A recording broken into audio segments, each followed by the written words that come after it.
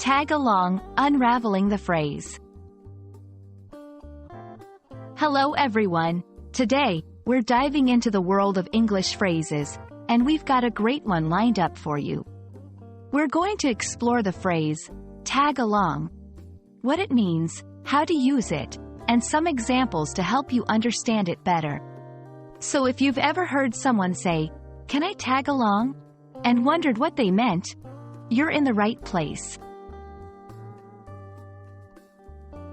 The phrase, tag along, is a casual English expression used when someone wants to accompany another person or group to a place or event. But it's not just about being physically present. It's about joining in without being originally invited or without playing a central role in the activity.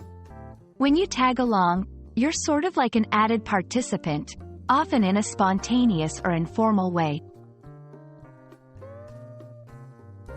Curious about where tag along comes from?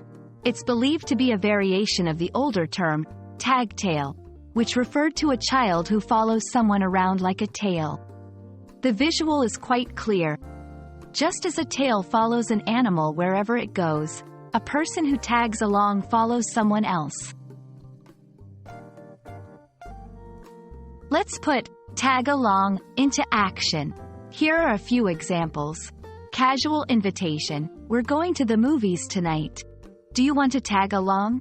Spontaneous decision. I saw my friends getting ready for a hike and asked if I could tag along. Inclusive gesture. When she mentioned she had no plans for the weekend, I invited her to tag along with us to the beach. In each case, the phrase, tag along, signifies joining others in an activity in a light-hearted and informal way. While tag along is the most common way to say it, there are other variations. You might hear, come along. Would you like to come along with us? Join in.